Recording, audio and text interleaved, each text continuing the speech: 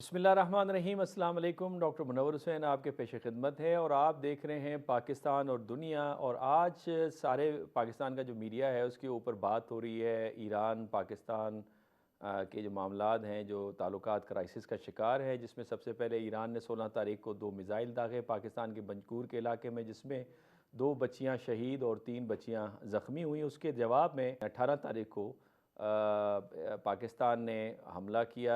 हमला तो नहीं, टारगेट अपने प्रिसीशन के मुताबिक एक टारगेट उन्होंने किया और उस टारगेट को कामयाबी के साथ अचीव करते हुए 7 दहशत गर्दों को हलाक किया। और ये इलाका है सरवान का, सीस्तान बलूचिस्तान में, जो ज़ायदान से तकरीबन 347 किलोमीटर दूर है। इस मामले के बाद दुनिया से मिला जुला रिएक्शन आ रहा है, लेकिन इसमें सबसे ज़्यादा इंपॉर्टेंट रिएक्शन चाइना का है। चाइना चाहता है कि अफ़ाम व तफ़हीम के साथ ही मामला हल हो, और कराची कौंसलेट जनरल चाइनीज़ जो हैं यांग यूडोंग, उन्होंने सालसी की भी इस हवाले से पेशकश कर दी है। इस हवाले से जो सुबह अटैक हुआ है उसमें जो टारगेट अचीव हुए हैं, जो पाकिस्तान मिलिट्री ने और एयरफोर्स ने अचीव किए हैं, उसमें जो बदनाम ज़माना दहशत गर्द थे दोस्ता उर्फ चेयरमैन, बजर उर्फ सोगत, साहिल उर्फ शफक, असगर उर्फ बशाम और वज़ीर उर्फ विज़ी लोग ये शामिल हैं, और जिसकी तस्दीक खुद आयरना जो कि ईरानी न्यूज़ एजेंसी है उन्होंने भी कर दी है। इस हवाले से मैं समझता हूँ कि चाइनीज़ और जो टर्की है वो अपना अहम किरदार अदा कर सकते हैं, ताकि दोनों ममालिक के, पड़ोसी ममालिक के दरमियान में बातचीत का सिलसिला शुरू हो जाए। और वैसे भी दोनों ममालिक के दरमियान में आपको किसी भी किस्म का कॉन्फ्लिक्ट नज़र नहीं आता। तारीख़ी ताल्लुकात हैं, और यहाँ तक ताल्लुकात हैं कि सबसे पहले ईरान था जिसने पाकिस्तान को रिकगनाइज़ किया, और पाकिस्तान में बहुत कम लोग जानते हैं कि ईरान के साथ जो इस खित्ते के ताल्लुकात हैं वो सदियों पर मुहित है। और यहाँ तक कि जो बादशाह आखिरी ईरान अकमेनाइट एम्पायर के जो शहनशाह थे यज़्दजर्द, उनकी 2 बेटियों की जो निकाह हैं वो हज़ूर अकरम सल्लल्लाहु अलैहि वसल्लम के 2 नवासों इमाम हसन इमाम हुसैन अलैहिस्सलाम के साथ हुआ है।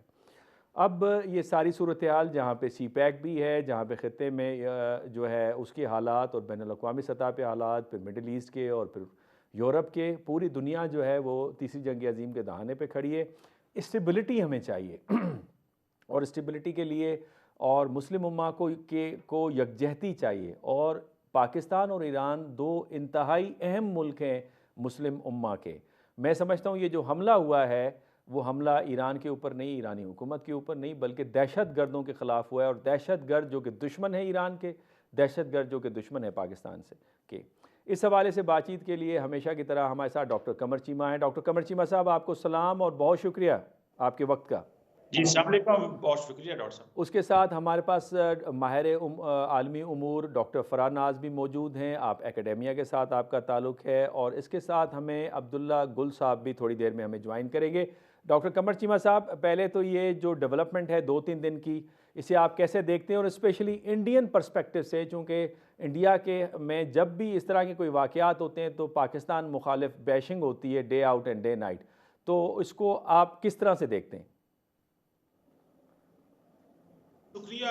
इंडिया इसको पहले बात अगर देखा जाए, इसको इस अंदाज से देख रहा है कि पाकिस्तान के जो मसाइल हैं शायद खित्ते में बढ़ गए हैं, लेकिन उनको इस चीज़ का शायद अंदाज़ा नहीं है कि पाकिस्तान और ईरान के दरमियान जो चैनल्स ऑफ कम्युनिकेशन है वो बहुत ज़्यादा हैं। मिसट्रस्ट ज़रूर हुआ है और बड़े बड़े पैमाने पे हुआ है, जिसमें पाकिस्तान ने ईरान के फॉरेन जो एम्बेसडर हैं उनको वापस जो है कहा है कि ना आए, और अपने एम्बेसडर को बुला लिए, और फिर आज रिस्पॉन्ड भी कर दिया है स्ट्राइक्स जो कि ऐसे हाइडआउट्स पे हमले किए गए हैं जिसपे बलोच मिलिटेंट ऑर्गेनाइजेशंस के लोग मौजूद थे। सो इंडिया समझ रहे हैं कि शायद ये कोई ज़्यादा बड़ा मसला होगा। मैं तो ज़ाती तौर पे समझता हूँ कि पाकिस्तान और ईरान इस मसले को खुद भी हल कर सकते हैं। कल रात आपको पता है, परसों, कि ईरानियन फॉरेन मिनिस्टर जो हैं उनकी कॉल आई थी पाकिस्तान के फॉरेन मिनिस्टर जलील अब्बास जिलानी को, और उसमें यही बताया गया था कि वो क्यों उन्होंने ये सारा कुछ किया। गो के उन्होंने, क्योंकि पाकिस्तान चाहता था कि ईरान या तो इस मसले को टोन डाउन करे या कहे कि ये लोअर लेवल पे कुछ ऑफिशियल से हो गया है, लेकिन क्योंकि ईरानी अथॉरिटीज ने ये कहा कि ये हमने किया है, सो पाकिस्तान ने उसको रिस्पॉन्स जो है वो दे दिया। मैं समझता हूँ कि आइंदा आने वाले कुछ दिनों में आप देखिएगा कि अगर जो हॉक्स हैं वो प्रिवेल नहीं करते तो भारत और पाकिस्तान, ईरान और पाकिस्तान के दरमियान जो है वो मामला दोबारा शुरू हो जाएंगे, इंगेजमेंट हो जाएगी और ये ज़्यादा देर लंबा नहीं चलेगा। दूसरी तरफ से अगर आप देखें कि जो खित्ते के अंदर की जो सूरत हाल है उसमें इसकी वजह से ऐसे लग रहा है जैसे मिसट्रस्ट बढ़ रहा है और मैं समझता हूँ ये ईरानी अथॉरिटीज, इनको ये समझना चाहिए जो कि पाकिस्तान को ब्रदरली इस्लामिक कंट्री कह रहे हैं और आज पाकिस्तान की जो इंटर सर्विसेज पब्लिक रिलेशन की जो आईएसपीआर की और फॉरेन ऑफिस की जो प्रेस रिलीज थी उसमें भी ब्रदरली कंट्री कहा गया है। देखें ये बड़ी इंपॉर्टेंट बात है कि एक तरफ हम स्ट्राइक का जवाब स्ट्राइक से दे रहे हैं लेकिन फिर भी हम उस स्पिरिट को नहीं खत्म करना चाहते जो दोनों मुल्कों के दरमियान एक स्पिरिट है ब्रदरहुड का और हम नेबरली कंट्रीज हैं। ये मैं समझता हूँ ये एक डिफरेंट चीज है, आपको नॉर्मली ये चीजें नजर नहीं आएंगी प्रेस रिलीजेस के अंदर और ऑफिशियल कम्युनिकेशन के अंदर कि आप ये भी कहते हैं कि हमने ईरान के अंदर कुछ हाइडआउट्स पे हमले किए हैं, स्ट्राइक्स किए हैं, ड्रोन्स का इस्तेमाल किया है और आप ब्रदर भी कह रहे होते हैं। सो मैं समझता हूँ ये एक डिफरेंट किस्म का रिलेशनशिप है, इसलिए हालात नॉर्मलाइज बहुत जल्दी हो जाएंगे लेकिन पाकिस्तान की अफवाज और पाकिस्तान की जो अवाम है वो जाहिर बात है पाकिस्तान की जो सॉवरेनिटी है और टेरिटोरियल इंटेग्रिटी है उस पर किसी किस्म का कोई कंप्रोमाइज नहीं कर सकती और किसी मुल्क को कोई इजाजत नहीं होनी चाहिए कि वो पाकिस्तान के अंदर किसी किस्म की हमारी सॉवरेनिटी की वायलेशन करे। डॉक्टर साहब आपने बजा फरमाया, रियासत का वजूद ही इसलिए होता है कि वो अपने शहरियों की जानो माल और आज़ादी का तहफ़्फ़ुज़ करे, उन्हें ऑर्डर एंड जस्टिस प्रोवाइड करे। अदरवाइज़ रियासत का जो वजूद है उसका मकसद फोत हो जाता है। लेकिन ये आपने बड़ी एक इम्पॉर्टेंट बात की कि ईरान के अंदर हॉक्स एंड डोव हैं, तो इसका मतलब क्या हुआ कि दो डिफरेंट हायरार्कीज़ हैं और एक हायरार्की ने फ़ैसला किया और दूसरे को मजबूरन इसे डिफेंड करना पड़ा। देखिए इसमें अब जो हॉक्स हैं, जो डीप स्टेट है, ये उनका फैसला था। वो डीप स्टेट्स जो कि मौजूद है और हमें उसका पता है, जो इस वक्त मिडल ईस्ट के अंदर भी बड़ी प्रोएक्टिव है, ये उनका फैसला था। नॉर्मली आपको पता है जो पॉलिटिशियंस होते हैं, जो डिप्लोमेट्स होते हैं, उनका जो काम करने का अंदाज है वो बड़ा डिफरेंट होता है। और देखिए मैं ईरानी फॉरेन मिनिस्टर का अप्रोच करना पाकिस्तानी फॉरेन मिनिस्टर को, जो कि इस वक्त तक कंपाला युगांडा के अंदर थे, और इन्होंने बताया कि सिचुएशन क्या है और हम क्या समझते हैं जो कुछ हुआ है। सो मैं समझता हूँ कि ये फॉरेन ऑफिस और शायद जो पॉलिटिकल क्लास है ईरान की वो ये नहीं चाहती होगी, लेकिन जारी बात है वो मजबूर हैं और वो शायद होस्टेज बन गए हैं उस सिचुएशन का जो उनके सामने आ गई। ये बिल्कुल सही किया। मुझे एक वाक़या याद आता है, पाकिस्तान के एक रिलीजियस पर्सनैलिटी हैं जिन्होंने ये वाक़या बताया कि जो मरहूम जनरल कासिम सुलेमानी थे, उनके साथ पाकिस्तान के एक जनरल की मुलाकात हुई और जिसके अंदर ये गुफ्तगू हुई कि अगर अमेरिका खुदा न खास्ता ईरान पर हमला करता है तो उस सूरत में पाकिस्तान न्यूट्रल रहेगा। तो कासिम सुलेमानी ने कहा अगर खुदा न खास्ता पाकिस्तान पे हमला होता है तो फिर ईरान न्यूट्रल नहीं रहेगा, अपने खून से पाकिस्तान की हिफाजत करेगा। वह सवाल यहाँ पे यही उठता है कि ये खून देने की बात हो रही थी, यहाँ तो खून किसी हद तक लिया गया है। बहरहाल हम अब डॉक्टर फराह नाज से ये जानते हैं। डॉक्टर फराह नाज, आपका क्या पर्सपेक्टिव है जो डॉक्टर कमर चीमा ने फरमाया? जी, सबसे पहले मैं आपकी एक बात से जो शुरू में आपने कहा कि पाकिस्तान ने हमला किया, मैं इससे बिल्कुल डिसएग्री करती हूँ। पाकिस्तान ने हमला नहीं किया, पाकिस्तान ने जवाबी कार्रवाई की है। यहाँ पे बात होती है ये बहुत कोएलिशन ऑफ शुक्रिया, आपने स्टेट्स। बिल्कुल बजा फरमाया, एग्री विद यू। जी, और यहाँ पे सवाल उठता है स्टेट सॉवरेनिटी की। ईरान ने जो किया, पहले उसने ईरान ने एक बहुत नाज़ेबा किस्म का उसने कदम उठाया कि उसने पाकिस्तान के अथॉरिटीज़ को, उसकी गवर्नमेंट को, उसकी अस्करी क़ुव्वतों को किसी कॉन्फिडेंस में ना लेते हुए डायरेक्टली हमला कर दिया और ये एक बात छेड़ी कि मैं दहशतगर्दों के ठिकानों पे हमला कर रहा हूँ, जहाँ पे दहशतगर्द छुपे बैठे हैं। तो हमें भी पता है कि दहशतगर्द कहाँ से इरानियन बॉर्डर से और ईरान में रहते हुए कैसे ऑपरेशंस मटीरियलाइज करते हैं और पाकिस्तान में कैसे रेडिकलाइजेशन और एक्सट्रीमिज्म लाइन पे लोगों को लगाते हैं और दहशतगर्दी में मुलविस होते हैं। हमें ये भी पता है कि कौन उसके पीछे है और कौन उसको शय दे रहा है। तो ये तो पता तो हर किसी को होता है। आज सुबह 6 बजे जो पाकिस्तानी फोर्सेस ने किया, उन्होंने उन्हीं लोगों को जाके मारा जो दहशतगर्द हमें नोन थे और वो उसकी खुद ही उन्होंने डिक्लेरेशन कर दी कि हाँ, these these were all the people जो उसमें वो मारे गए हैं। तो ये ईरान का कहना कि मैं एक वायलेशन ऑफ सॉवरेनिटी करने जा रहा हूँ एक मुल्क के साथ जिसके साथ हमारा और ईरान का तो कोई मसला ही नहीं है, ऑनेस्टली टेलिंग। क्योंकि जितने ज़माने से हम है साथ, जब से पाकिस्तान बना है, तो हमारा कोई मसला नहीं पैदा हुआ। मसला लोगों ने बनाने की बड़ी कोशिश की है। जो रीजन में हमारे साथ इंडिया है, हमारे नेबरहुड में इंडिया और ईरान के बहुत स्ट्रेटेजिक रिलेशंस है, तो वो मामलात और हालात ख़राब करने के बहुत माहिर हैं और वो करते रहते हैं। मैं आपके प्रोग्राम को के तवज्जुद से एक तरफ तवज्जो दिलाना चाहती हूँ कि जो डॉक्टर जय शंकर है, इंडियन फॉरेन मिनिस्टर, उन्होंने रिसेंटली 14-15 जनवरी को विजिट किया है ईरान में, और उनके विजिट के बाद ये चीज़ हो रही है। तो अगर ईरान ने इंडिया के कहने पे ये किया हो, तो मुझे नहीं लगता ईरानियन इतने बेवकूफ़ हो सकते हैं कि वो यहाँ पे प्रॉब्लम करेंगे। लेकिन इंडिया से मैं ये तवक्को रख सकती हूँ, जिस तरीके से वो अफगानिस्तान में बैठ के पाकिस्तान में दहशतगर्दी की लहर लहरा रहे हैं, वो चाहते हैं कि एक और बॉर्डर पे भी दहशतगर्दी की लहर लहरे, ताकि पाकिस्तान दोनों साइड पे बिजी हो जाए और ये अपना मकसद निकाल सके। तो this is not an easy thing जिसको हम ऐसे ईजी ले सकते हैं। इसके पीछे किसका हाथ है, वक्त गुजरने के साथ साथ साबित होता रहेगा। लेकिन जो भी हुआ, पहले ईरान ने बहुत बड़ी गलती की है, पाकिस्तान ने तो जवाबी कार्रवाई की है।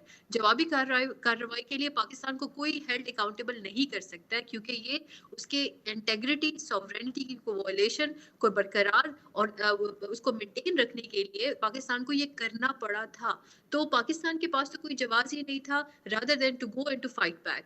अब रही बात कि अब क्या किया जाए, गलती ईरान से हुई है। There are diplomatic channels, there are state channels, there are ways and means कि आप किस तरीके से चीज़ों को हल कर सकते हो। अगर आपको लगता है कि कहीं पे कोई दहशतगर्द है जहाँ से शायद ईरान को खतरा है या किसी और जगह को खतरा है, आप बात करें हुकूमत पाकिस्तान से, आप बात करें इदारों से जो उससे वाबस्ता होते हैं।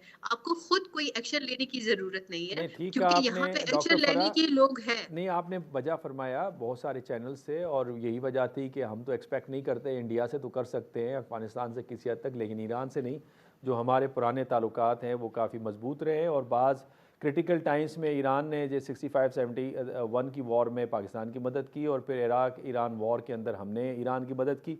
ये तो बात वजह है, लेकिन अब चूँकि ख़ित्ते की जो बदलती हुई सूरत हाल है, बैनुल अक़वामी जो इस वक्त सूरत हाल तब्दील हो रही है, जो वाक़यात मिडल ईस्ट में हो रहे हैं, यूरोप के अंदर हो रहे हैं, साउथ चाइना में जो टेंशन बढ़ रही है, उसका तकाजा तो ये है कि दोनों ममालिक एक दूसरे के करीब आएँ तो किस तरह आएँ, और ये गलत फहमी दूर किस तरह से हो।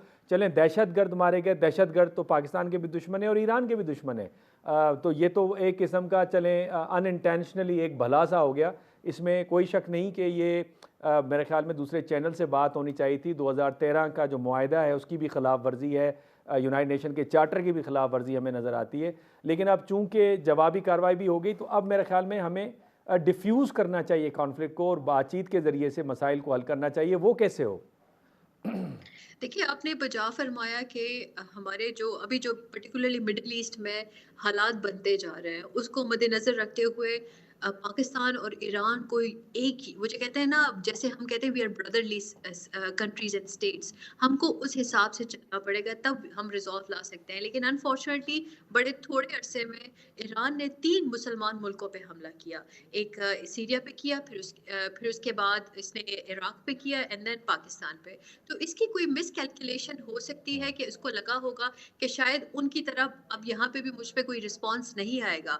ईरान हैज़ टू अंडरस्टैंड कि पाकिस्तान एक न्यूक्लियर पावर मुल्क है।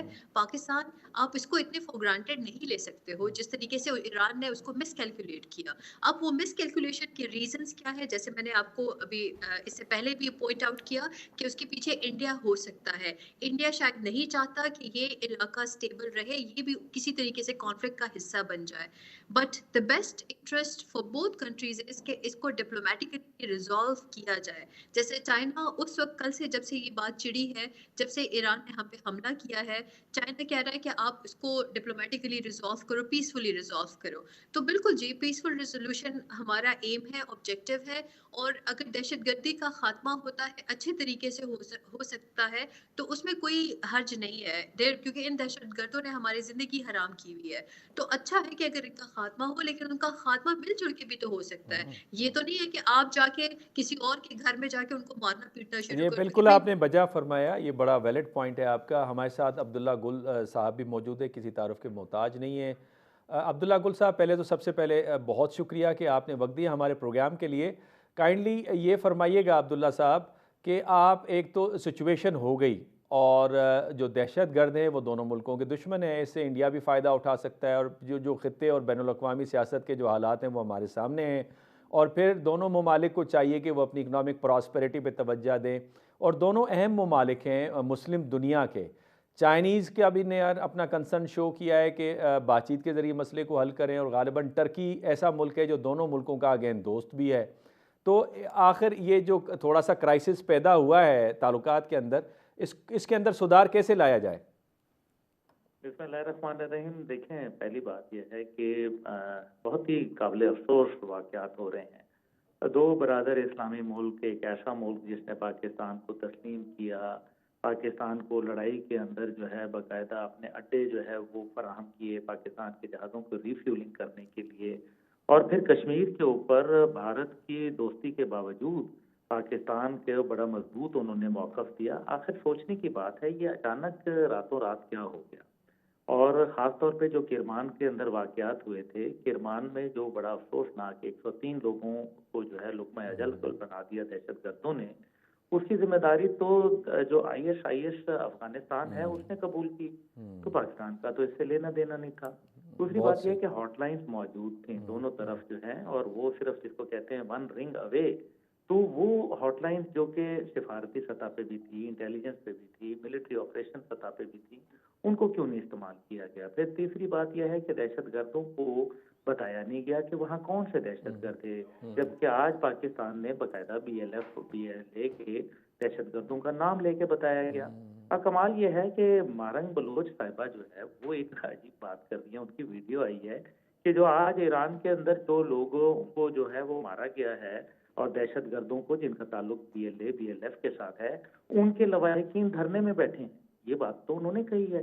तो इसका क्या मतलब, ताने बाने कहाँ हैं? अब देखना ये है कि वो कौन से शरारती अनासिर हैं जो दोनों अतराफ जो है वो आग लगाना चाहते हैं। हम पाकिस्तान ईरान से जीत गया तो क्या हासिल होगा, या ईरान पाकिस्तान से जीत गया तो क्या हासिल क्या करेगा? हमें मिल के इस खित्ते के अमन को फ़रोग़ देना है, जिसके लिए चीन एक बहुत किरदार अदा कर रहा है। उसकी बड़ी इन्वेस्टमेंट मौजूद है सी पैक की शक्ल में दोनों ममालिक के अंदर।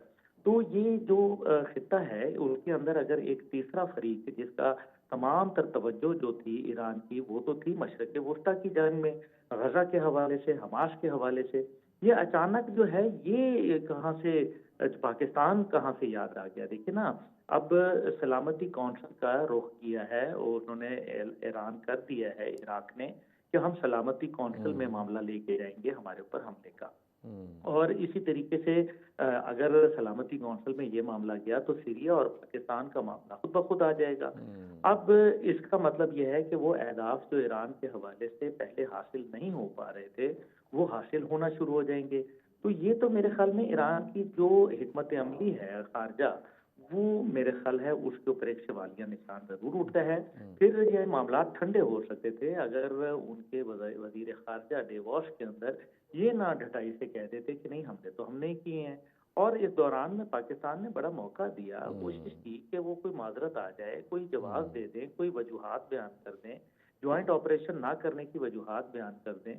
तो वो ऐसा नहीं हुआ। पाकिस्तान जो है उसने बड़ी मेरे ख्याल में हौसले और हिम्मत से काम लिया। लेकिन क्या करें, एक कन्वेंशनल वॉर जो है, कोई कन्वेंशनल आर्मी तो हम है नहीं, हम तो न्यूक्लियर आर्मी है, और न्यूक्लियर आर्मी का जवाब जो था वो तो आना था, और अगर ये किसी ने कैलकुलेट नहीं किया था तो फिर उनको कैलकुलेट करना चाहिए था। लेकिन मुझे ये लग रहा है कि जो शरारती अनासिर हैं जिन्होंने इस जगह के ऊपर ला के खड़ा कर दिया है दोनों ममालिक के ताल्लुकात को, कि सिफारती ताल्लुकात मुनक़ते हो चुके हैं, और हमारे जो जो ज़ाहिर है मुआशी इस्तेहकाम है वो भी अब मेरे ख्याल में स्टैंड जेपरडाइज्ड, बिकॉज हमारा जो बॉर्डर है वो बंद हो गया, जहाँ से एलपीजी की तरसील हो रही थी, जहाँ से हम चावल और अजनास और गोश्त और डेयरी प्रोडक्ट्स भेज रहे थे, जहाँ से हम 105 मेगावाट की बिजली का मंसूबा उनके साथ जो है वो कर रहे थे। तो ये तो मेरे ख्याल में मामलात खटाई में पड़े। लेकिन साथ ही साथ ये है कि वो शरारती अनासर जिन्होंने ये हमला कराया, और ज़ाहिर है उनकी जो ईरानियन लीडरशिप है उसकी ईमा के बगैर तो हुआ नहीं है। तो अगर वो ऐसे कोई हमला हुआ तो फिर यानी कि दोबारा हमला जो है वो भी मुतवक्के है, क्योंकि मामलात को तो फिर खराब करने की तरफ ले जाया जा रहा है। तो बिल्कुल, फिर आपने सही अगर फरमाया अब्दुल्ला गुल साहब, बड़ी आपने इम्पोर्टेंट पॉइंट्स आपने रेज़ किए, और मेरा ख़्याल है सफ़ारती ताल्लुकात अपनी जगह मौजूद है। डाउनग्रेड ज़रूर हुए हैं, सफ़ीरों को हमने ईरान के सफ़ीर को वापस भेज दिया, अपने सफ़ीर को वापस बुला लिया है, और यही हमारा आर्गूमेंट है कि बाकी कंपार्टमेंट्स में ताल्लुकात को मुतासर नहीं होना चाहिए, और उसके बहुत सारे दलाइल दिए जा सकते हैं। जैसे मिसाल के तौर पे अमेरिका चाइना की चपकलिश अपनी जगह पे, लेकिन ट्रेड रिलेशनशिप हैं। चाइना और इंडिया के ताल्लुकात टेंशन वाले अपनी जगह पे, लेकिन ट्रेड रिलेशनशिप हैं। चाइना इज़राइल के ख़िलाफ़ सरगर्म नज़र आता है यूनाइटेड नेशन सिक्योरिटी काउंसिल में, लेकिन ट्रेड रिलेशनशिप मौजूद है। तो people to people contact, religious tourism, trade, ये जारी और सारी रहना चाहिए, और इस तरह से बर्फ़ पिघलेगी इंशाल्लाह। लेकिन यहाँ पे नाज़रीन लेते हैं छोटा सा ब्रेक, और जब ब्रेक से वापस आएंगे तो हम जो इंटरनेशनल कम्युनिटी की तरफ से जो रिस्पांस है इस क्राइसिस के ऊपर, वो क्या है, उसको जानने की कोशिश करेंगे। बैक नाजरीन, वक्फे से पहले अब्दुल्ला गुल साहब बड़ी तफसीलन बता रहे थे, और लॉजिकल पॉइंट्स हमारे सामने उन्होंने उठाए, और आखिर में बात तो यही है, दो मुस्लिम बरदर ममालिक हैं, उनको करीब आना चाहिए, और जो शरारती अनासर है उनको भी अया करना चाहिए। डॉक्टर कमर चीमा साहब, आप हमारे मेहमानों से अगर कोई सवाल करना चाहें। जी, मैं सवाल ये करना चाहता हूँ, मैडम से पहले सवाल करना चाहता हूँ फराह से, कि ये जो ईरान की जो पोजीशन है जिसमें उसने अपने आप को बड़ा स्ट्रेच कर लिया है। एक तरफ वो लेबनान में इंगेज हैं, वो फ़लस्तीन में इंगेज्ड हैं, गज़ा में, यमन में, अब वो पाकिस्तान में। सो ये जो हॉरिज़ॉन्टल एक एस्केलेशन या हॉरिज़ॉन्टली उन्होंने अपने आप को जो इंगेज किया हुआ है, आप इसको कैसे देखती हैं? क्या ये बाय डिज़ाइन है, या आप समझती हैं ये उनकी ये एक रीजनल पॉलिसी ये है? क्योंकि नॉर्मली जो वेस्ट सारा कह रहा है कि वो हर जगह पे नॉन स्टेट एक्टर्स के साथ इंगेज होते हैं। How do you see this perspective madam? जी, बहुत अच्छा सवाल आपने किया कि ईरान जो है उसके बारे में वेस्टर्न मीडिया से, वेस्टर्न सोर्सेस से हमें इंफॉर्मेशन मिलती है कि वो हमास को भी सपोर्ट कर रहा है, हिजबुल्लाह को भी कर रहा है, और हूतीस के साथ भी उसकी कुछ ना कुछ अनबन है। इवन जब वो सप्लाईज की बात आती है, so it all somehow connects back to Iran. तो जिस तरीके से वेस्ट पर्टिकुलरली यूनाइटेड स्टेट्स और उसके साथ इजराइल जाके हमास के साथ लड़ रहा है, और बड़े पूरी दुनिया एक तरफ और वो दो ममालिक एक तरफ, वो लड़ रहे हैं और खुल्लम खुल्ला लड़ रहे हैं। तो मुझे लगता है, मेरी ज़ाती राय है कि ईरान शायद थोड़ा परेशान हो गया है कि हो सकता है कि अगर ये इस तरीके से पूरी दुनिया एक तरफ और ये एक तरफ है, और ये फिर भी लड़े जा रहे हैं, ना किसी इंटरनेशनल ऑर्गेनाइजेशन की परवाह कर रहे हैं, ना किसी मुल्क की परवाह कर रहे हैं, कुछ भी नहीं कर रहे हैं। तो ईरान मुझे लग रहा है थोड़ा खौफजदा हो गया है, और जब कोई मुल्क या कोई बंदा खौफजदा हो जाता है तो उससे गलतियां भी होती रहती है। जैसे मैंने बताया, थोड़े ही अरसे में 3 ममालिक पे इसने हमला किया, और वो हमले की कोई जवाब नहीं मिलते थे कि उसने वो हमला क्यों किया। या तो किसी ने उसको छेड़ा हो, या तो यहाँ ईरान में कोई बहुत बड़ी दहशतगर्दी की लहर चली हो, और फिर वो आके पाकिस्तान में दहशतगर्दों को मारे, तो फिर बात की कोई वो जो जवाब है वो बनता नजर आता है। बट आई कैन सी कि शायद कोई प्रेशर में आया है ईरान, या किसी के गलत मशवरे में आया है, जिसकी वजह से ये तमाम चीज़ें कर रहा है। In case in terms of regional policy या इसका स्ट्रेटेजिक अप्रोच, मुझे तो लगता है कि ये इसकी स्ट्रेटेजिक अप्रोच अब ऐसे बनी हुई है कि हर जगह पे कुछ ना कुछ छोटा छोटा पंगा ले लो, और जो नॉन स्टेट एक्टर्स है जिसके बारे में वेस्टर्न कंट्रीज कहते हैं कि ईरान इज सपोर्टिंग देम, तो वो तो उन्होंने खुद ही मान लिया है कि yes, we are behind Hamas, we are behind all those groups जिसके साथ आपकी लड़ाई होगी, और हम लड़ेंगे आखिर दम तक आप उनके साथ मिलके आपके खिलाफ। तो वो तो खुद उन्होंने मान लिया है, तो उस पर तो कोई सवाल रह ही नहीं जाता है। But what ever they have done with Pakistan, ये कहीं पे भी इसका कोई जवाब नहीं मिलता है कि they had no grounds, they had no reasons to come and pick a fight with Pakistan, क्योंकि पाकिस्तान कभी इनके साथ लड़ा नहीं है, पाकिस्तान ने कभी प्रॉब्लम नहीं दी। अभी रिसेंटली हमारे साथ हुआ था जब कुलभूषण यादव मिला था, और कुलभूषण यादव ने जो जो उसकी जो ट्रेस किया गया था, तो वो ईरान से ही ऑपरेट करता था। तो पाकिस्तान ने तो ये नहीं किया कि पाकिस्तान को पता है कि वो कौन-कौन से अड्डों पे बैठ के और कहाँ-कहाँ से उसके ऑपरेशंस और उसके लोग वो दहशतगर्दी के सिस्टम को चलाते थे पाकिस्तान में फ्रॉम ईरान। तो पाकिस्तान ने तो ये नहीं किया कि जाके उनको बॉम्बार्ड कर सके। क्या पाकिस्तान की कैपेबिलिटी नहीं है? बिल्कुल जी कैपेबिलिटी है। आज उनको पता है, उसका सबूत मिल भी चुका है। तो लेकिन पाकिस्तान ने ईरानियन गवर्नमेंट को कहा कि ये नहीं होना चाहिए। They went through diplomatic means, जो एक महज़ब मुल्क के कानून होते हैं और तरीके होते हैं, उसके मुताबिक गए हैं। Unfortunately Iran is not justified in all of this. जी बिल्कुल ठीक है। मैं अब्दुल्ला गुल साहब से सवाल करना चाहता हूँ कि अब्दुल्ला गुल साहब ये बताइएगा कि ये जो ईरान ने कदम उठाया पाकिस्तान में, इसके बाद जो पाकिस्तान की अवाम है, जो लोग हैं, उनके दिल में क्या ओपिनियन बिल्ड हो सकती है? क्योंकि एक जारी बात है कि जब मिलिट्री टू मिलिट्री लेवल पे इस तरह की कन्फ्रंटेशन आती है तो एक हेजिटेशन आ जाती है अवाम के दरमियान। तो बहुत सारे लोगों का तो ये भी कहना है और इस बात में वजन भी है कि ईरान ने इस मिलिट्री ऑफेंसिव से कोई पाकिस्तान में दोस्त नहीं बनाए। आप इसको सोसाइटी लेवल से पाकिस्तान की तरफ से क्या रिस्पांस देखते हैं? जो दोस्ती पहले थी वो उसमें थोड़ी कमी आएगी, हेजिटेशन आएगी, कैसे देखते हैं आप? डॉक्टर साहब, बहुत अच्छा आपकी बिल्कुल बड़ा माकूल सवाल। देखिए, इसके अंदर पहली बात यह है कि जब भी बाहर से एग्रेशन हुआ, कौमें हमेशा जो है वो मुत्तहद हुआ करती हैं। ये एक नेचुरल फिनोमिना है और अब भी यही हुआ। सोशल मीडिया पे देख लें, अफवाज पाकिस्तान के हवाले से जो पहले एक मनफी रुझानात पाए जा रहे थे, आज वो मस्बत के अंदर चले गए हैं। लोग जो हैं वो उसकी तारीफ करना शुरू हो गए हैं और बड़ा लोग जो है वो इसको प्रेस कर रहे हैं। यानी कि हम एक दफ़ा फिर कौम जो है वो बन गए। और दूसरी तरफ जो है ज़ाहिर है ज़ायरीन की एक बहुत बड़ी तादाद जो है ईरान जाया करती थी, खैर सगाली के जज्बे के साथ जाती थी, बड़ा एक अच्छा उनके साथ ट्रेड का भी काम हो रहा था। लेकिन वो मामलात जो है वो तो आखिर ठहर गए। और इसमें जो अभी आपने डॉक्टर साहबा से जैसे सवाल पूछा, मैं उसमें सिर्फ एक चीज़ ऐड करूँगा कि पता नहीं कौन सी मतलब मंतक है, क्योंकि बुनियादी पहला असूल अफ़वाज का ये हुआ करता है किसी भी मुल्क की कि never open two fronts at a time. आप जो ये मल्टीपल फ्रंट्स खोल के और अपनी जंग को आप बाहर लेके जा रहे हैं बॉर्डर से लड़ने के लिए, आप जो है इंगेज हो जाएंगे। आपने अभी हालिया अरब दुनिया के साथ ताल्लुकात में बेहतरी लाए और उसमें पाकिस्तान का एक बड़ा अहम किरदार है। मेरे जैसे शख्स का एक बहुत किरदार है उसमें। और लेकिन अफ़सोस की बात ये है कि उसका फ़ायदा उठाने के बजाय आप जो है उससे आप जंग का जो हुजम है उसको बढ़ा रहे हैं, उसका एरिया ऑफ कॉन्फ्लिक्ट को जो है वो आप वसीतर चले जा रहे हैं। और इससे क्या होगा? इससे देखिए ना, जो पाबंदियां हैं तकरीबन 42-43 साल से उनके ऊपर पाबंदियां हैं। पाकिस्तान जो है वो तमाम इंटरनेशनल पाबंदियों के बावजूद उनके साथ मुआहदात करने के लिए जो है वो तैयार खड़ा था और कर रहा था और तिजारत चल रही थी। लेकिन वो कहाँ खड़ी हो गई फिर आज आके।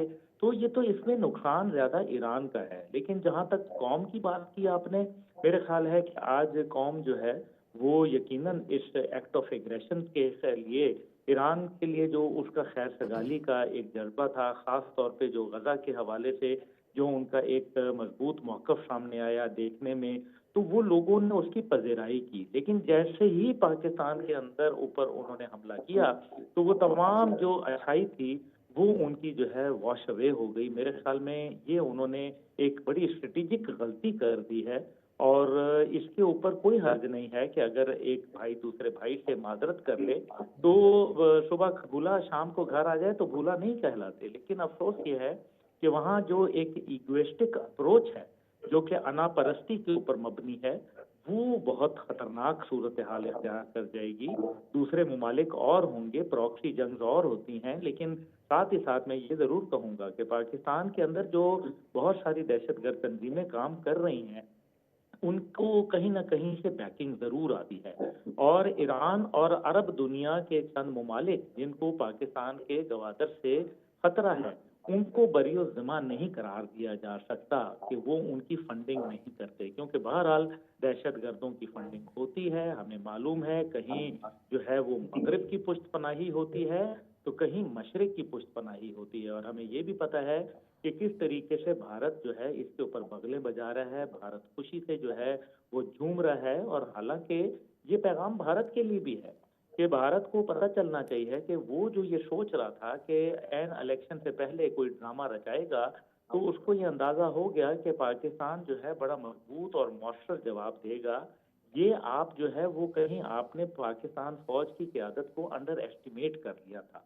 तो मेरा ख्याल है अब वो फौज की क़यादत जो है उसने एक दफ़ा अपना मजबूती जो है वो उसका लोहा मनवाया है और दिखा दिया है। हमारे शाहीनों ने भी, हमारी स्ट्रेटेजिक फोर्सेस कमांड ने भी, और हमारे जो इंटेलिजेंस इदारे हैं कि हमारे पास पूरे जो शवाहिद हैं, सबूत हैं, मौजूद हैं। और एक जो बात इसके अंदर मेरे ख्याल में पाकिस्तान के लिए बहुत वो बेहतरी हो गई कि after a very long time Pakistan के दफ्तर खारजा को बड़ी पजीराई मिली और उसके मौक़िफ़ को जो है वो बहुत अहमियत दी गई।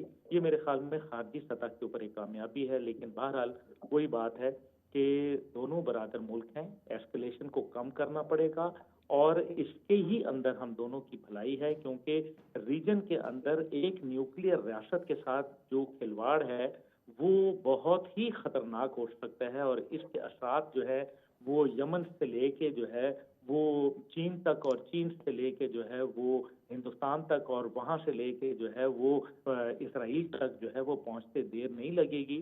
जो यमन के अंदर हो रहा है हमें मालूम है कि उसके अंदर बाकायदा ईरान की सपोर्ट हासिल है, उनको टेक्नोलॉजी के जरिए भी हासिल है, पैसे के जरिए हासिल है। असल में ईरान जो है इस खित्ते के अंदर एक रीजनल ताकत के तौर पर उभर कर सामने आया भी है और आना चाहता है।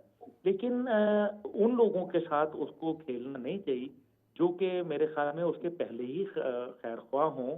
उसके जो है वो पाकिस्तान की ठीक है कि अपनी मजबूरियां हैं, लेकिन इसका हरगिज ये मतलब नहीं है कि पाकिस्तान ने कोई एक्ट ऑफ एग्रेशन ईरान के खिलाफ जो है वो किया हो, बल्कि हर मौके के ऊपर पाकिस्तान ने ईरान की सपोर्ट की, उन्होंने भी हमारी की।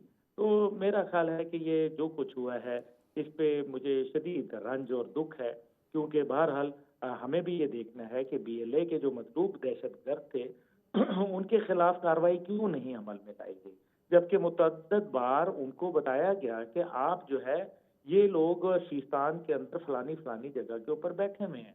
तो फिर उनके ऊपर कार्रवाई ना करना, 2023 के अंदर 2 नाखुशगवार वाकया होना जनवरी और अप्रैल के अंदर, जहां 4 सिक्योरिटी फोर्सेस को बाकायदा ईरान से हमला करके जो है वो शहीद कर दिया जाता है। 2017 के अंदर एक नाखुशगवार वाकया होता है, और फिर अभी जैसे कुलभूषण जाधव की बात आई, तो क्या पाकिस्तान हमला करने का हक नहीं रखता था? बार बार कल पाकिस्तान बोलता रहा कि हमले के बाद कि पाकिस्तान हमले का हक महफूज रखता है। इसका क्या मतलब था? समझने की जरूरत है। मेरे ख्याल में ईरान की जो लीडरशिप है और जो उनके मुख्तलिफ इदारे हैं उनके अंदर आपस में रवाबित का फुकदान है, जिसकी बुनियाद के ऊपर पाकिस्तान की सही जो अक्कासी है वो नहीं हो पा रही।